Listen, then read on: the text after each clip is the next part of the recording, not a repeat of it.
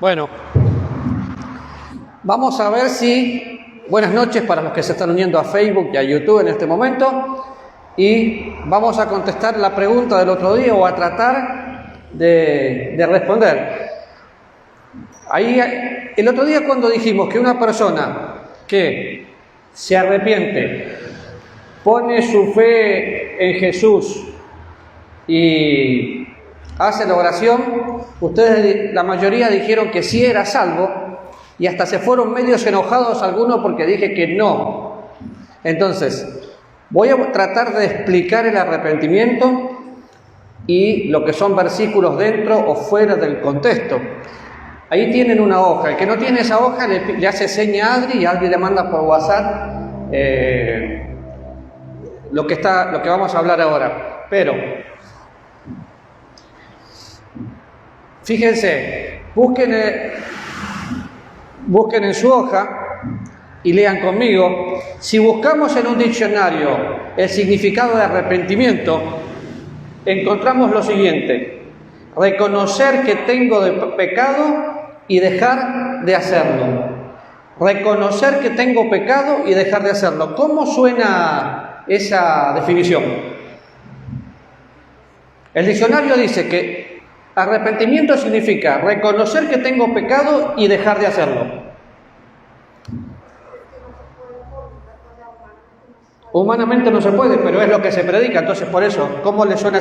Ya sabemos que Pilar dice que humanamente no se puede. Los demás han escuchado toda su vida de cristiano diciendo que arrepiéntase y deje ese pecado. Pilar dice que no se puede, pero si no se puede, pero se predica en un púlpito. ¿Qué pasó entonces? ¿Qué piensan los demás? Es que por las propias fuerzas uno no va a querer, se va a quedar en intuición y va a llegar y va a quedar como dando vuelta en el barro. Bueno, eso es lo que dice el diccionario. Y lamentablemente eso es lo que se enseña muchas veces y por eso hay gente frustrada y confundida. Entonces, dejemos claro desde ahora que el arrepentimiento es producido por el Espíritu Santo de Dios, no por el predicador. Y yo no estoy acá para predicar arrepentimiento.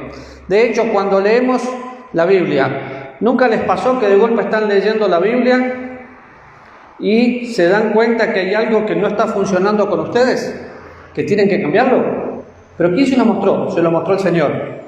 Cuando el Señor se los muestra, es la palabra de Dios. Dios produce en mí por su palabra el deseo de dejar ciertas cosas. Yo quiero que empecemos a mirar la Biblia y no la tradición. Ahora, el problema de esta definición es que se transforman las buenas nuevas de salvación en malas nuevas. ¿Por qué? Porque implica que el hombre debe ganarse el cielo por su buen comportamiento o por dejar de pecar. ¿Se dan cuenta lo importante que es entender eso? Si yo le digo a una persona que tiene que arrepentirse y recibir a Jesús, pero la persona ora, cuando vengo lo abrazo, le muestro de su seguridad de salvación, se va, 3 días después no siente nada en su interior y su deseo de pecar va a aumentar. ¿Por qué va a aumentar? Porque como escuchó el Evangelio, el diablo se va a poner muy feliz y va a querer. Entonces, ¿qué van a decir los cristianos? Lamentablemente, los cristianos, en lugar de tratar de ayudarlo y explicarle el Evangelio, lo critican. ¿Viste? Recibió a Jesús y mira cómo vive, y empieza la lengua. En lugar de ver qué está pasando, quizás nunca entendió el Evangelio. Por eso fue que pensamos en el Evangelio en 3 áreas. ¿Cuáles eran las 3 áreas?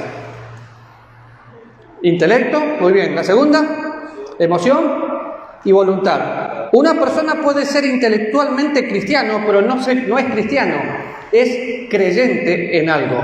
¿Sí? Ahora, esta definición no solo oscurece y pervierte el mensaje del Evangelio, sino que conduce a que la gente quiera ser, entre comillas, más santo, porque yo ya no hago esto, yo ya no hago aquello. Por ejemplo, levante la mano, ¿cuántos de ustedes tomaron una cerveza hoy? Bueno, un vaso de vino en la comida. ¿Un cigarrillo? No.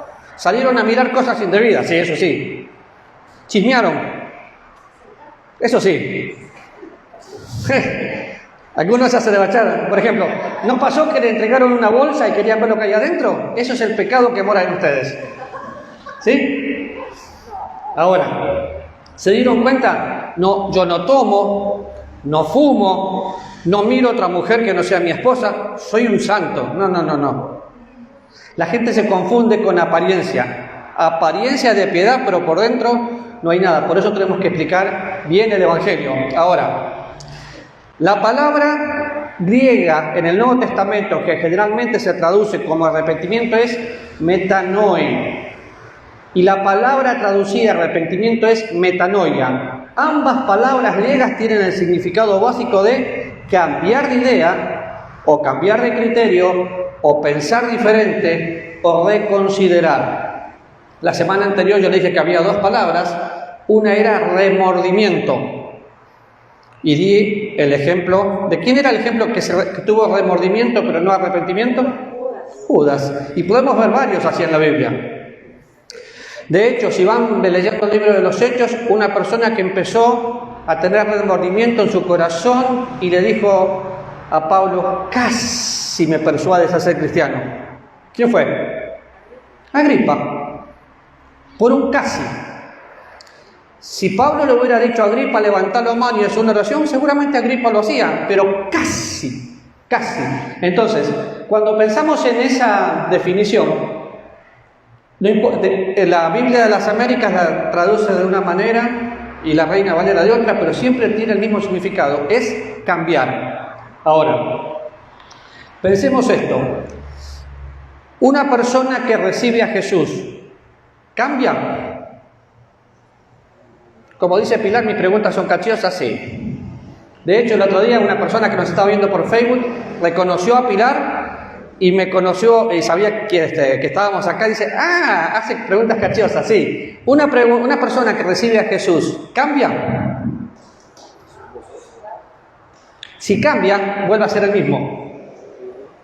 Si yo tengo esto y le paso esto a Manuel, toma, ¿quién lo tiene ahora? Cambió de lugar. ¿Hasta qué? ¿Me lo das, por favor? Los cambios son esto.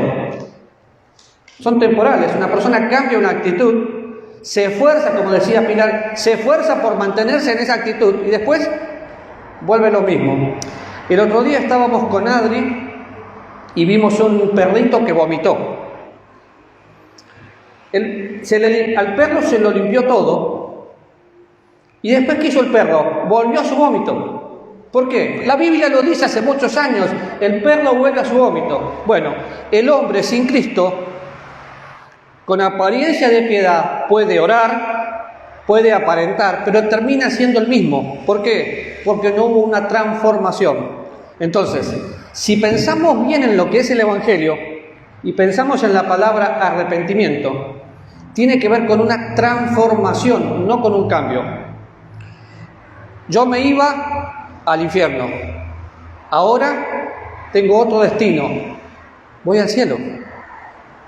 Justo yo estos días, le compartí ayer a alguno de ellos, leí un versículo que lo vengo leyendo durante mucho tiempo, pero el apóstol Pablo dice en Efesios que la familia de Dios está en el cielo y en la tierra. Entonces, pero ¿no descubriste el agua tibia? Sí, la descubrí el otro día.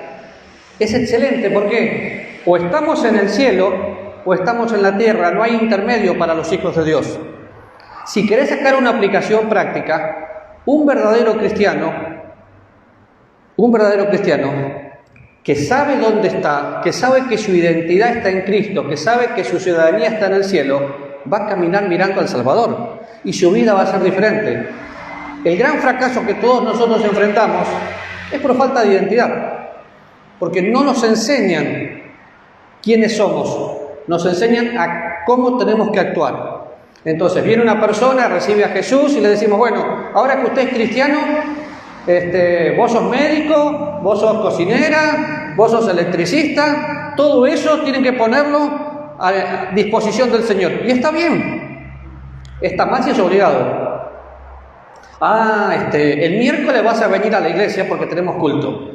Y si no venís, no podés servir, como que te castigo. Nada obligado funciona porque deja de hacer efecto. Entonces, el arrepentimiento cambia mi mente. Al cambiar mi mente, 1 Corintios capítulo 2, del 14 al 16, ¿quién lo lee? De hecho, alguien me pidió que no ponga a nadie a leer porque no se escucha en Facebook, así que léanlo fuerte. 1 Corintios capítulo 2, del 14 al 16. Si alguien se me duerme, yo lo despierto en esta noche. 14 al 16. Pero el hombre natural no percibe las cosas que son del Espíritu de Dios, porque para él son locura, y no las puede entender, porque se han de discernir espiritualmente. En cambio, el espiritual juzga todas las cosas, pero él no es juzgado de nada. Porque ¿quién conoció la mente del Señor? ¿Quién le instruirá? Mas nosotros tenemos la mente de Cristo. Mas nosotros tenemos, si tenemos la mente de Cristo, no dice tuvimos o tendremos.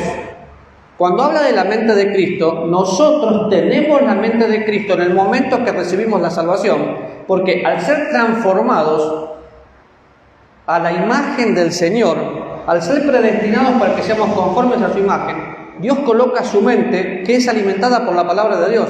El gran problema del cristiano es que cree que leer la Biblia es una obligación y que si no lee la Biblia le va mal, en lugar de entender que leer la Biblia es una necesidad natural, y cuando leo la Biblia mi mente va cambiando, porque voy conociendo al Señor, me siento amado por el Señor y hay cosas que ya no las quiero hacer, pero dice que nosotros tenemos la mente de Cristo. El doctor Aronside dice: el arrepentimiento es un cambio de actitud en cuanto al pecado, en cuanto a uno mismo y en lo que a Dios se refiere. Es un escritor muy bueno, pero separemos cada una. El arrepentimiento es transformar, y somos transformados, no cambiados. Entonces, el arrepentimiento es un cambio de actitud en cuanto al pecado. Imagínense el pecado más común, lamentablemente en la iglesia, es la murmuración, o sea, la lengua, o la mentira. Para ser murmurador hay que ser mentiroso. Y la murmuración es tan sutil, el diablo, para eso, que yo puedo hablar con alguien, de alguien, sin darme cuenta que estoy murmurando. Por ejemplo, si viene alguien y me quiere contar lo que hizo doña Vicky, yo quiero contarte algo para que ores por Vicky. ¿Vicky está presente? No, entonces no me lo cuentes. No había dicho eso en la Ahora, normalmente se hace. O peor, pastor, yo le quiero contar lo que tal hermano está haciendo. Hable con el hermano, no conmigo. Porque no soy yo el que lo hice. Pero pensamos que es correcto cuando es pecado. Cuando, bueno, el otro día justamente, alguien me llama por teléfono para hablarme de una persona. Y le dije, sí, claro que sí. Solo dame un minuto, voy a agregar a la otra persona en la llamada. No, pero es la mejor forma, le dije. Hice una llamada de conferencia, le dije, bueno, ustedes tienen que hablar, porque me están hablando uno del otro. Y estuvieron como una hora hablando. Yo me fui de la llamada, no tenía nada que hacer ahí. Y no tenía ganas de quedarme a escuchar chismes. Entonces me fui. Pero eso es lo que tenemos que hacer. ¿Por qué? Porque es una actitud. ¿Cuál es mi actitud en cuanto al pecado? Ahora, yo lo hago de esta manera. Voy, Vicky. Todo lo que hago, sea de corazón, lo hago para el Señor y lo hago con el Señor. ¿Cómo se vería Dios murmurando? Mal. ¿Y mintiendo? ¿Y chismeando? Pongan el nombre del pecado que quiera. Pero si Cristo vive en mí, cada vez que lo hago, lo estamos haciendo juntos. Por eso me encantó la definición de Ironside cuando dice: el arrepentimiento es un cambio de actitud en cuanto al pecado. En cuanto a mí mismo, es que esto me gusta. Puede ser que el chisme me guste, pero no a Dios. Entonces me tiene que dejar de gustar a mí. Y en cuanto a lo que Dios se refiere, ¿sí, Vicky? Estoy de acuerdo en todo eso. Pero ¿qué pasa cuando se ha presentado? Mira, oraba por tal persona,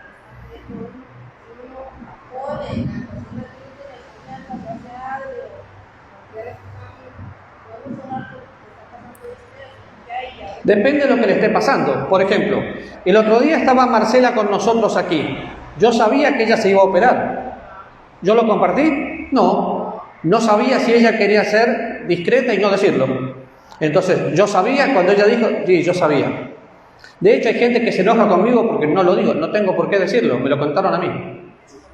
Entonces, ¿yo puedo pedir un motivo de oración? Claro que sí, si la persona está de acuerdo. Si el motivo es mío, está bien. Si el motivo es de Pilar, y Pilar se lo cuenta a Adri, Adri no tiene por qué contármelo a mí, es de Pilar. Son amigas y es problema de ellos, de ellas. ¿Me entienden? Estaba analizando, cubriendo el tema de la transformación y el cambio. Y viendo los dos aspectos, cuando se trata de que la persona cambie, es como, no sé si es la palabra correcta, pero el querer cambiar a la persona es como si tuviera que hacer obras. Claro. Obras para poder lograr el objetivo que se quiere, ¿no? Lo que pasa es que durante muchos años, y hay una teología que piensa así, enseñan la salvación por gracia, pero la santificación por obras. Entonces, sos salvo gratis, pero tenés que empezar a hacer todo esto y te cambian tu forma de vestir, tu forma de hablar, todo. Pero lo haces, y muchas veces es, en la iglesia, no podés usar la palabra tal, o ves que la persona, hermano, Dios lo bendiga, acá. Y afuera, dicen, pero más. Dije más, o sea, por mamá. El que le entienda. Ay, pero ¿cómo va a decir eso? Bueno, si yo no lo puedo decir acá, no lo puedo decir afuera, si no soy un hipócrita. ¿Entienden la idea? Ahora, 2 Corintios 5:17, búsquenlo, sí, Fabi. Espera, aquí. Cuando una persona está cometiendo algo que hay que llamar a... Primero, los pasos es primero hablar con la persona, no llamar a nadie. Hablas con la persona. Si la persona insiste y eso está afectando a todos y no te quiere escuchar y tiene que ver con la congregación, buscas testigos. Y si no, nada. Se malinterpretó eso y se hizo escándalo. Pero de modo que si alguno está en Cristo, nueva creación. ¿Por qué? Porque las cosas viejas pasaron y Él nos hizo nuevos. Hacer nuevos no es emparchar. Nosotros no.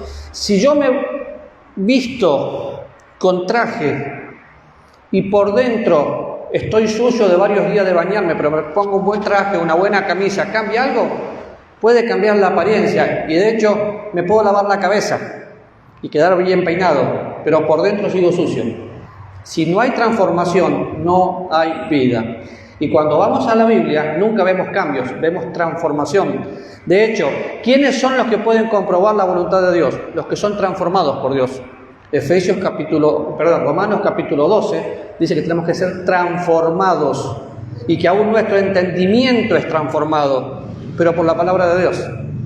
Entonces, es triste pensar, yo no tengo que decirle a una mujer que se ponga pantalón o falda, ni a un hombre que se vista así o hable así.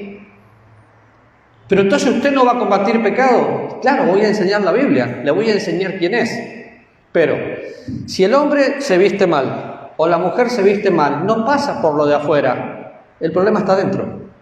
Sí, pero yo le voy a mostrar con la Biblia, mostrarle con la Biblia quién es en Cristo y su deseo de pecar va a desvanecer. El chijile con la ley, y como la ley no trata con el corazón, nunca va a ser transformado. Me acuerdo, estaba recién llegado a la iglesia, acá a esta iglesia, y puse este término que lo usé también en la célula seguramente. Si una mujer se viste como salchicha, que hay que sacarle el fueguito ese, déjenla.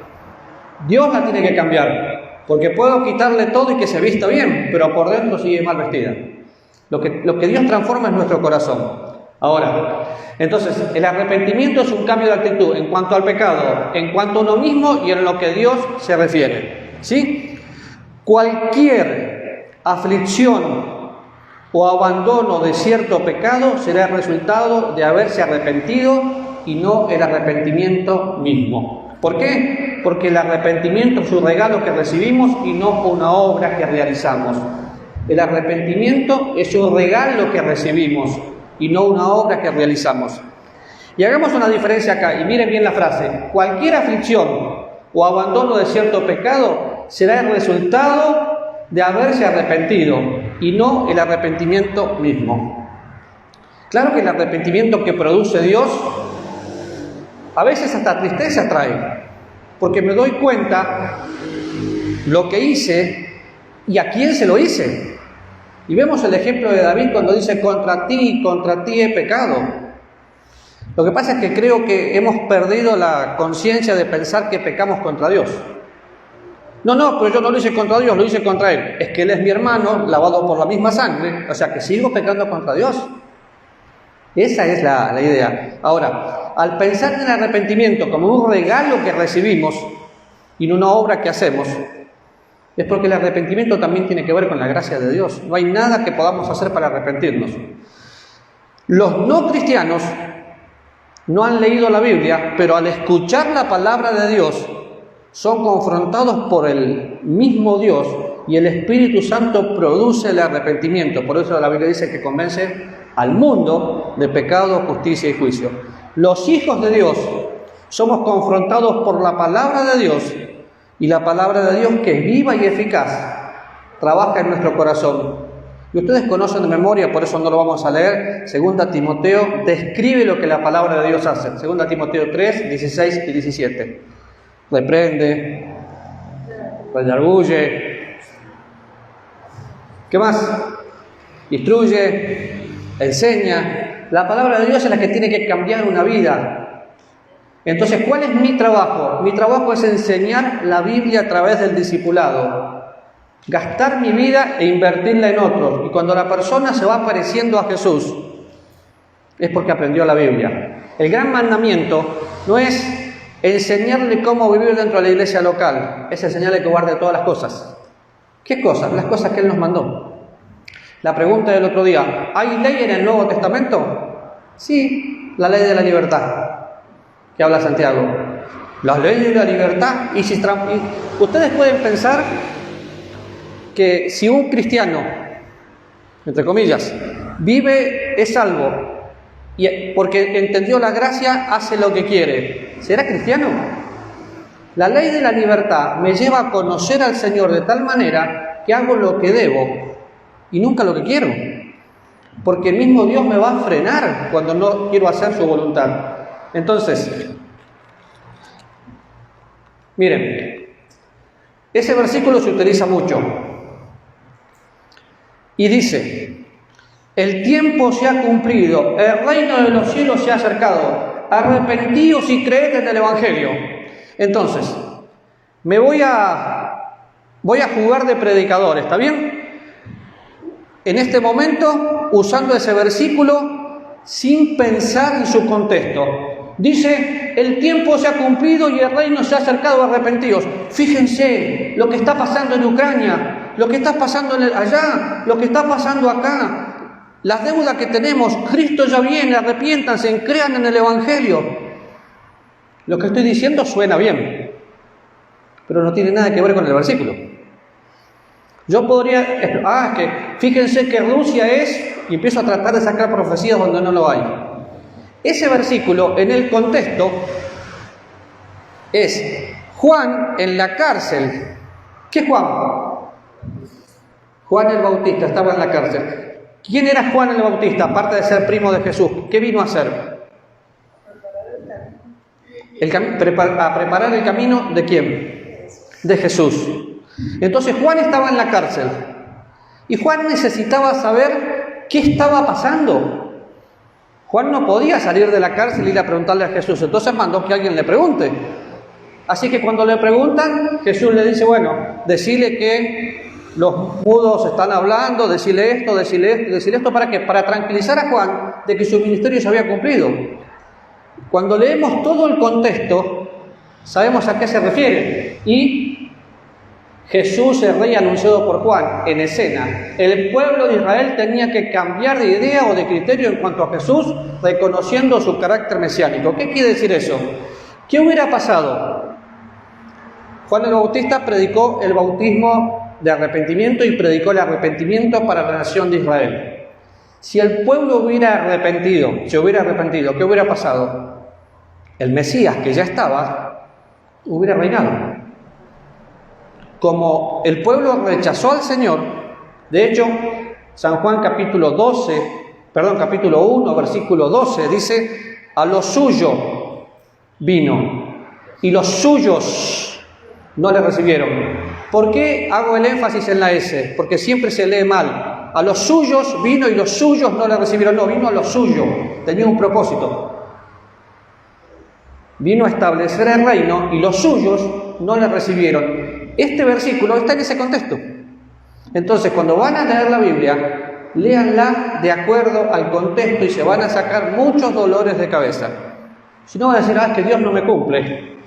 Yo le pedí esto y no me lo dio.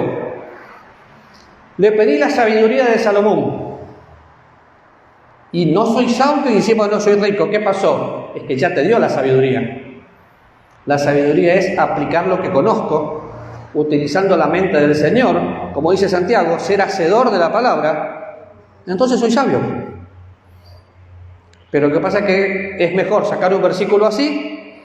Es que no necesito sabiduría, Señor. Bueno, si querés sabiduría, lee la Biblia, ponela en práctica y sos sabio. La guardás en tu corazón. Hechos 17.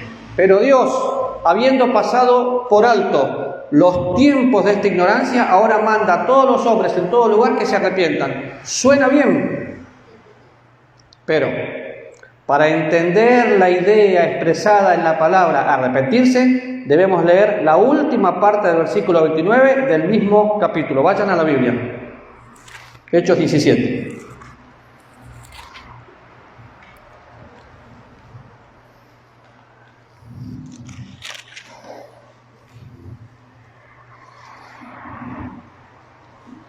(17:30) Pero habiendo pasado, ahí está el versículo. Pero ¿qué tenemos? Alguno que lea los versículos anteriores y bueno, los voy a leer yo para que quede ahí. Voy a leer del 27 en adelante. Para que busquen a Dios y en alguna manera palpando puedan hallarle, aunque ciertamente no está lejos de cada uno de nosotros, porque en Él, ¿en quién? En Cristo. Porque en Él vivimos, nos movemos y somos, como algunos de vuestros propios profetas también han dicho, porque linaje suyo somos. Siendo pues linaje de Dios, no debemos pensar que la divinidad sea semejante a oro o plata o piedra o escultura de arte o de imaginación de hombres. Pero Dios, habiendo pasado por alto los tiempos de esta ignorancia, ahora manda a todos los hombres en todo lugar que se arrepientan, por cuanto ha establecido un día en el cual juzgará al mundo con justicia. Porque aquel varón quien designó, dando fe a todos con haberle levantado de los muertos, pero cuando oyeron lo de la resurrección de los muertos, unos se burlaban y otros decían, ya te oiremos acerca de esto otra vez. Y así Pablo salió de en medio de ellos, mas algunos creyeron, juntándose con él, entre los cuales estaba Dionisio, el Areopagita, y una mujer llamada Dámaris, y otros con ellos. No tenemos tiempo de estudiar todo el contexto. En Hechos 16 comienza la iglesia de Filipo, pero en esa cultura había muchas filosofías que tendríamos que estudiar lo que es. Pero, lean conmigo, para entender la idea expresada en la palabra arrepentimiento debemos leer la última parte del versículo del mismo capítulo.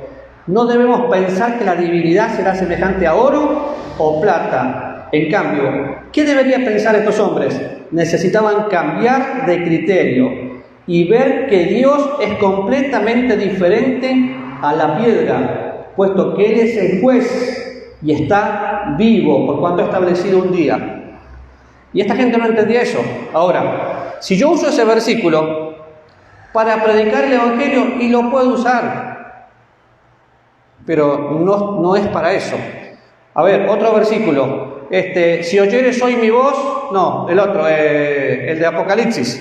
He aquí yo estoy a la puerta y llamo. No está hablando de entrar a mi corazón, le está hablando a la iglesia. Pero lo usamos porque nos suena bonito. Apocalipsis 2. Recuerda, por tanto, de dónde has caído y arrepiéntete. haz las primeras obras, pues si no, vendré pronto a ti y quitaré tu candelero de su lugar, y si no te hubieras arrepentido. Ahora, ¿está hablando de salvación ese versículo? No, no está hablando de salvación. Fíjense que está en Apocalipsis 2. Los primeros 3 capítulos de Apocalipsis, ¿de qué habla? ¿Y a quién le habla? A la iglesia. Muy bien, sí, Vicky. Sí, pero yo eso sí no sé todo. Pero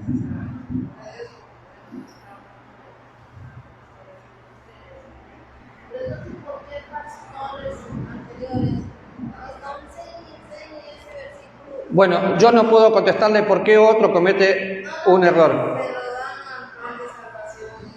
Por eso, yo no tengo la culpa. Pero, acá está el pastor Álvaro. Acá está el pastor Álvaro. ¿Alguna vez escucharon a él sacar un versículo fuera de contexto? No. ¿Por qué? Porque estudia la Biblia. Yo no puedo hablar de otros pastores. Lo que puedo decir, la Biblia es como operar. Tengo que trazar bien. Si uso mal el bisturí, me equivoco. Entonces, yo creo que es por desconocimiento bíblico, por ignorancia. Muchas veces, también muchas veces el gran error hoy cometemos es porque nos quedamos con lo que el predicador dice, porque creemos que es la santa y única palabra, y no estudiamos la escritura para leer los contextos y entender cómo, cuándo, dónde y a quién está escribiendo la Biblia. ¿Cómo, cuándo, dónde, por qué, para qué? Háganle preguntas. Ahora, yo podría decir en broma, cuidado porque si ustedes saben mucho, yo después tengo que ponerme a estudiar. Esa es la idea, que ustedes sepan mucho para que yo me ponga a estudiar. Cuando Dios me dio el privilegio de conocer a Álvaro, a quien yo respeto muchísimo, Álvaro podía pasar 3 horas o 4 horas en mi casa. ¿Vos te acordás cuando me hiciste leer el libro Evento del Porvenir? Es un libro así. Pero es que él quería crecer. Y yo quería crecer. Y me motivó a crecer. Después nos pusimos a leer otro libro para investigar a un, que no quiero decir el nombre ahora, a un señor que todo venía muy bien hasta que dijo que había extraterrestres. Si yo leo ese libro y no investigo, sigo creyendo que hay extraterrestres. No era extraterrestre, la palabra que usó era otra, ¿te acordás? El de la iglesia de por ahí. Pero bueno, ¿qué hicimos? Fijamos lo que decía la Biblia. Era un libro sobre el método inductivo, muy bueno hasta cierto punto. Pero a mí Álvaro me llevó a crecer. Yo hubiera podido decir, no Álvaro, las cosas ocultas pertenecen al Señor, las reveladas a nosotros. Saco un versículo de contexto, ¿para qué? Para salvar mi ignorancia y no esforzarme. Entonces, ¿cuál es mi desafío para ustedes? Tomen nota, pregunten. Mientras no estés cuestionando con mala intención, está bien cuestionar. Hay cosas que no las vamos a saber y que las vamos a tener que investigar juntos. Pero necesitan no quedarse. No es que esté en contra está bien, de los devocionales escritos. Pero si yo te envío un devocional por WhatsApp y lees el devocional, porque iba a decir léelo, pero todo es por WhatsApp, y lees el devocional, ¿vas a crecer? No. Porque no es tu comida, es la comida que Dios le dio a alguien y la estás comiendo vos. No es la comida fresca. Entonces, está bien leer para informarse, pero está mucho mejor si voy yo mismo a la Biblia y busco lo que la Biblia quiere, lo que Dios quiere decirme a mí a través de la Biblia. Es mucho mejor. Fíjense, Lucas, capítulo 13. Respondiendo Jesús les dijo: ¿pensáis que estos galileos, porque padecieron tales cosas, eran más pecadores que todos los galileos? Os digo, no. Antes, si no os arrepentís, todos pereceréis igualmente. O aquellos 18 sobre los cuales cayó la torre de Siloé y los mató, ¿pensáis que eran más culpables que los hombres que habían en Jerusalén? Os digo, no. Antes, si no os arrepentís, todos pereceréis. Las personas que sacan de contexto ese versículo, ¿qué dicen? Yo lo quité de ahí lo puse a ver. Dicen que este es el pasaje que Jesús está hablando de personas que creían que la gente sufría solamente a causa del pecado. Todo lo que te está pasando es pecado. No. El otro día, hablando con alguien, yo le explicaba que, porque esa persona creía que alguien que se enferma es porque está en pecado. Bueno, entonces yo estoy en el super pecado. Pablo murió en pecado definitivamente, y así podría dar una lista de cosas. Pero eso es lo que se creía. Si tomo este versículo fuera de contexto, eso es lo que voy a decir. Sin embargo, Dios muchas veces utiliza la enfermedad para llevarnos al Señor, o los momentos difíciles. No tiene por qué ser enfermedad. Quizás pasas un momento difícil. Ese momento difícil te acerca a Dios, porque no hay otra forma. Durante muchos años que ustedes, los que me conocen, saben que yo pienso muy diferente a otros.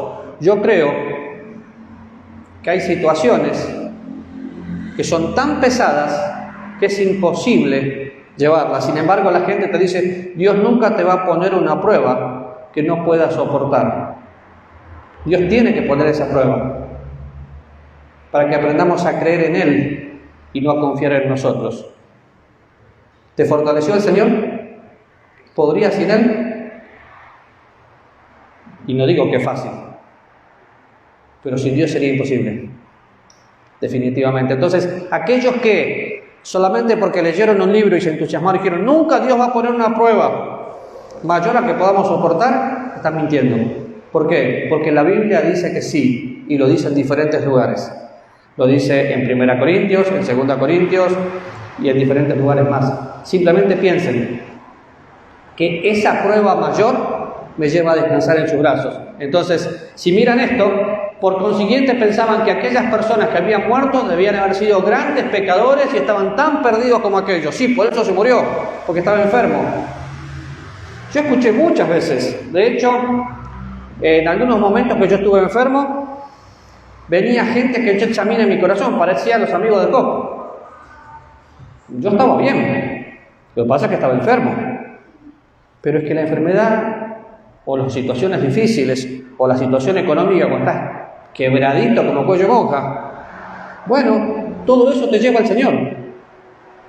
¿Qué tenemos que hacer? Reconocer que no tenemos nada, que en Él somos, en Él nos movemos, en Él vivimos, y Él nos levanta. Eso es todo. Ahora, acuérdense de esto. Sí.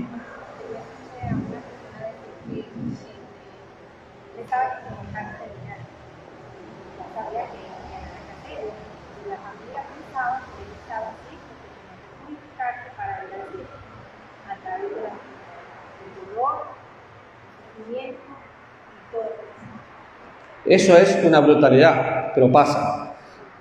Les cuento algo. Cuando yo estaba en el Instituto Bíblico, mi primer tiempo de cristiano, tuve un compañero, Darío. Él era inválido, de sus 4 extremidades tenía las manitos así, y él había estado en una iglesia donde habían enseñado que la enfermedad era causa de pecado. Y él estuvo amargado durante mucho tiempo. Cuando quiso llegar a estudiar con nosotros, el lugar era con barro, incómodo, él usaba silla de ruedas, o sea, no había ninguna condición como para que él esté, pero él quiso estar. Bueno, Dios transformó la vida de este muchacho, de este hombre, y es el mejor evangelista que conocí para alcanzar personas discapacitadas. ¿Por qué? Porque entendió que su discapacidad era la capacidad dada por Dios para alcanzar a los que son como él. Y si no, lean la biografía de Johnny Erickson. ¡Wow! ¿Por qué está así? No lo sé. Lo que sí sé, que mucha gente se está yendo al cielo por una vida que fue quebrada por Dios y reconstruida por Dios para alcanzar a otros. Ahora, entiendan esto. Cuando nosotros predicamos el Evangelio, no vamos a forzar a la gente a que se arrepienta. Le vamos a presentar a Cristo, tener paciencia, esperar. Si la gente quiere orar para recibir a Jesús, genial. Si no quiere orar, también está bien. Mi trabajo es seguir. Lo que pasa es que por una cuestión de sentimentalismo y culpa, queremos que una persona, bueno, si me estás oyendo, mueve la mano. Ah, sí, yo sé que recibió a Jesús porque yo le prediqué y movió la mano. Quizás tuvo un calambre.